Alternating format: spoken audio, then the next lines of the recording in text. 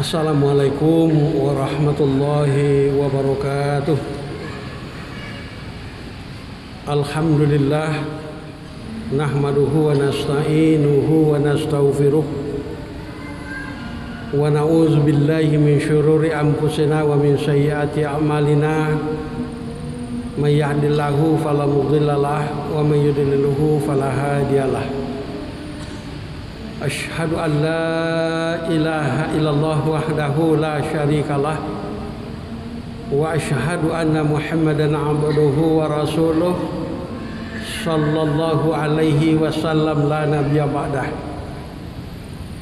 Raditu billahi rabbah wa bil islami dina wa bi Muhammadin nabiyya wa rasulah wa bi Qur'ani imamah wa bi ka'bati qiblatanah. Amma ba'du, qala Allah Ta'ala fil Qur'anil Karim, a'udzu billahi minasyaitonir rajim. Wa tammat kalimatu rabbika sidqan wa adlan la mubaddila li kalimatih wa huwas samiul alim. Wa in tuti' aktsara man fil ardi yudilluka an sabilillah iyattabi'una illa dhann wa inhum illa yahrusun. Shadaqallahul azim. Aku berlindung kepada Allah dari gangguan syaitan yang terkutuk. Sungguh telah sempurna kalam Allah Tuhanmu itu melalui Al-Quranul Karim. Dan sesungguhnya Al-Quran itu penuh dengan nilai-nilai kebenaran dan nilai-nilai keadilan. Dan sungguh tidak akan ada sedikit pun pergeseran perubahan dari nilai-nilai kebenaran dan keadilan itu. Sesungguhnya Allah Maha mendengar lagi Maha mengetahui. Dan jika sekiranya dalam hidup di dunia ini kamu hanya mengikuti saja kebanyakan manusia, niscaya orang-orang banyak itu akan menyesatkan kamu dari jalan Allah. Karena orang-orang banyak itu tidak punya landasan ketentuan yang harus ditempuh dan dilakukan. Yang mereka ikuti hanyalah semacam perkiraan-perkiraan, dugaan-dugaan semata-mata. Dan orang-orang itu sesungguhnya lain tidak adalah para pendusta dan para pembohong belaka. Maha benar Allah yang Maha Agung firman-Nya, surat Al-An'am surat ke-6 ayat ke-115 ayat ke-116.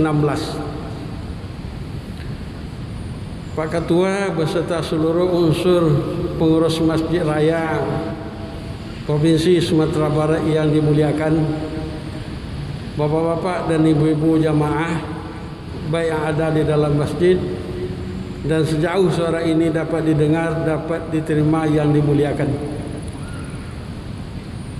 Baru saja kita bersama-sama menyelesaikan puasa Ramadan pada Ramadan 1442 Hijrah lampau. Setidak-tidaknya ada 3 hal yang amat strategis yang perlu mendapat perhatian kita bersama. Yang pertama adalah persoalan kembali kepada fitrah. Yang kedua adalah persoalan mendapatkan predikat takwa yang paling paripurna. Dan yang ketiga, memanfaatkan Syawal sebagai bulan peningkatan. 3 hal itu kalau dibahasakan secara sederhana, 1 fitrah, yang kedua takwa, yang ketiga Syawal sebagai peningkatan.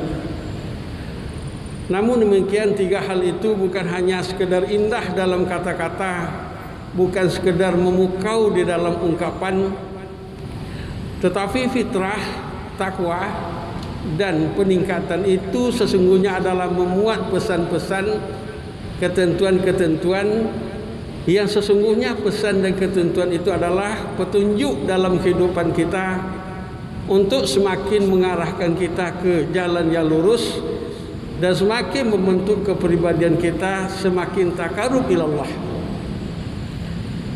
Dan dalam pergaulan sehari-hari hablum minan nas juga semakin jauh lebih baik dan lebih mulia lagi. Untuk ini dalam kesempatan yang terbatas kita kemukakan satu semata-mata, yakni persoalan fitrah. Sering orang mengatakan fitrah berarti bersih, benar. Fitrah orang mengartikan suci, iya. Para ulama memberikan berbagai definisi tentang fitrah. Karena memang dalam bulan Ramadan Rasul mengatakan bulan Ramadan bulan pengampunan dosa. Semacam bulan kita berada pada labor pembinaan kepribadian, lalu selesai Ramadan harapan kita adalah kayaumin waladatuhu ummuhu, kata Rasul. Seseorang yang melakukan puasa Ramadan dengan landasan iman dan keikhlasan semata-mata, kalau memang puasanya itu benar, maka dia akan diberi keampunan, keluar dia dari dosa-dosa bagaikan sosok bayi yang baru dilahirkan oleh ibunya. Mufassir Ibnu Abbas dari kalangan sahabat Rasul mengatakan bahwa fitrah itu sesungguhnya adalah kecenderungan manusia terhadap Islam.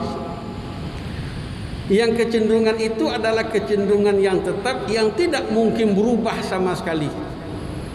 Lalu kalau dalam kehidupan ini ada orang yang punya kecenderungan lain dari kecenderungan terhadap Islam, kata Ibnu Abbas, berarti dia melawani apa-apa yang dipesankan oleh fitrah dirinya sendiri, dan itu lain tidak lain karena pengaruh yang ada di luar diri manusia itu sendiri. Maka zabal fuadu maro'ah, kata Allah. Sesungguhnya hati kepribadian yang jernih dan bersih itu tidak pernah mendustakan setiap apapun kebenaran yang bersumber dari Al-Quran dan yang bersumber dari Rasulullah Sallallahu Alaihi Wasallam. Lalu yang kedua, kata Ibnu Abbas pula, manusia selagi dia disebut manusia, dia tidak akan mau dan tidak akan sanggup melakukan perbuatan durhaka, apalagi perbuatan-perbuatan yang membawa kepada kezaliman dan kekejaman. Lalu dalam kenyataannya memang ada orang yang melakukan pendurhakaan, ada orang melakukan penganiayaan dan kezaliman. Sekali lagi Ibnu Abbas mengatakan itu bukan bersumber dari fitrahnya, itu ada berlawanan dengan fitrahnya, lain tidak adalah karena pengaruh milieu fisis, bukan semacam hereditas yang dibawa semenjak kelahirannya. Lalu Ibnu Qayyim mengatakan pula fitrah itu berarti al-istidad li qabulil haq. Fitrah adalah terbukanya pintu hati, mata batin menerima kebenaran, yakni kebenaran yang bersumber dari Al-Quran, bersumber dari As-Sunnah.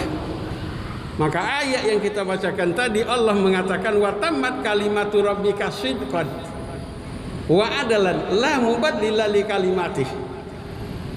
Sungguh telah sempurna kalam Allah Tuhanmu itu melalui Al-Quranul Karim yang memuat kebenaran-kebenaran yang penuh dengan penegakan keadilan, la mubaddila li kalimatih, dan tidak akan ada sedikit pun perubahan pergeseran dari nilai-nilai kebenaran keadilan yang dibawa oleh Al-Quran.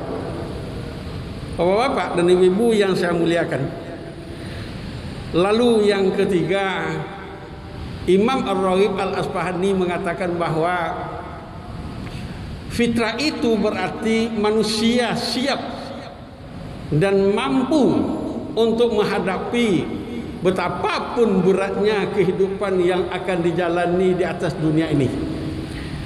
Orang-orang filsafat mengatakan bahwa setiap bayi itu lahir dalam keadaan menangis. Kalau secara empirik orang mengatakan bayi lahir dalam keadaan menangis pertanda dia tidak buta suara, dia tidak bisu, dia adalah manusia makhluk Allah yang bersuara, bukan tuna wicara. Lalu kalau ada sosok bayi yang konon di waktu lahir dia tidak menangis, konon kabarnya ibu bidan atau dokter yang menerima kelahiran bayi tadi berusaha menjadikan anak itu agar bisa menangis. Tetapi kata orang-orang filsafat, bayi menangis bukan sembarang penangisan, tetapi dia berada pada posisi berpindah dari alam kandungan sampai ke alam dunia, perubahan yang amat besar, perubahan yang amat dahsyat. Karena di waktu bayi berada di alam kandungan, dia berada pada zona aman.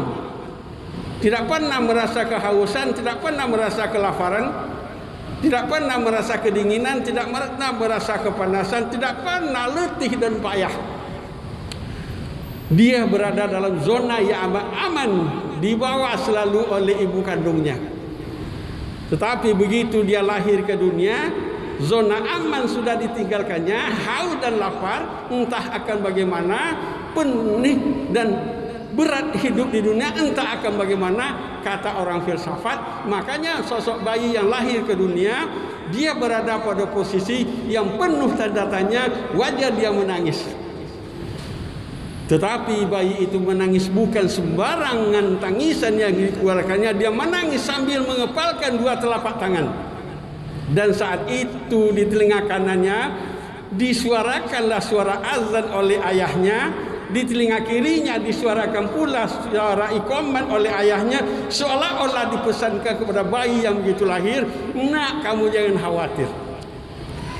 Walaupun kamu sudah meninggalkan zona aman kamu, hari ini kamu berada di dunia yang penuh tanda tanya, kamu harus bertekad, bekerja keras menghadapi dunia, dan ketahuilah kamu bukan berada di lahan kosong, kamu tidak berada di ruang hampa, kamu tidak akan bercita-cita kosong, tidak akan berangan-angan hampa, kamu tidak akan melayang-layang di udara, tidak akan terapung-apung di lautan. Kamu punya Al-Quran dan Sunnah.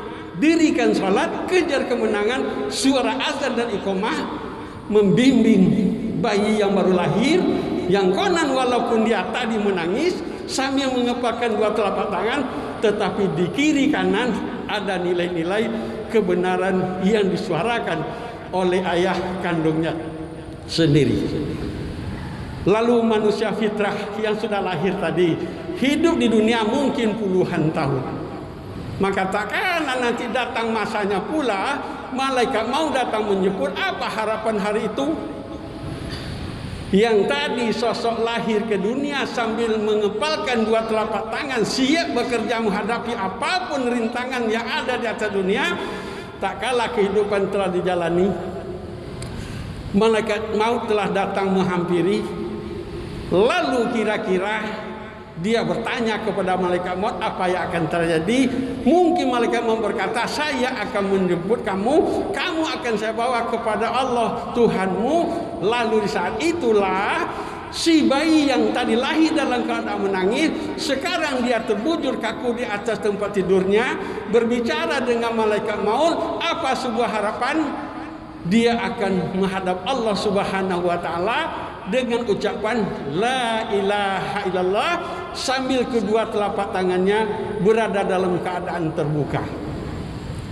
Seolah-olah manusia fitrah tadi berkata, aku telah menyelesaikan misiku.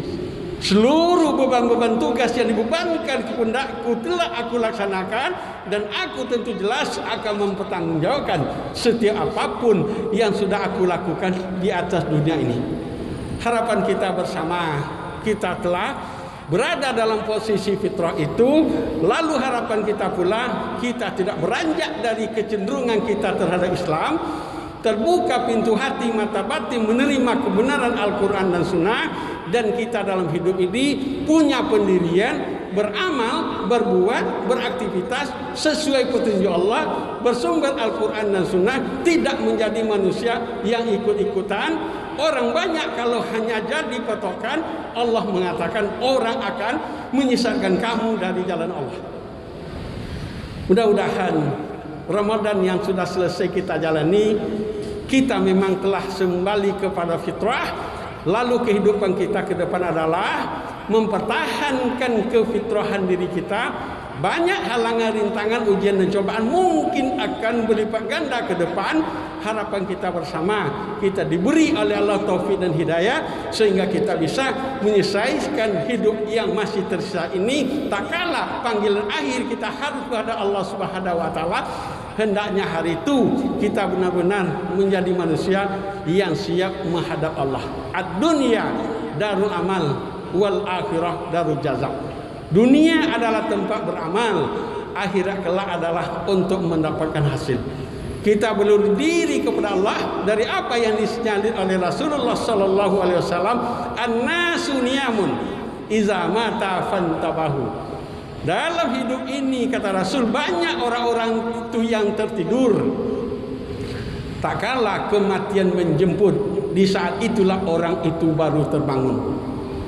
Nauzubillahi minasyaitonirrajim. Assalamualaikum warahmatullahi wabarakatuh. Allahu Akbar.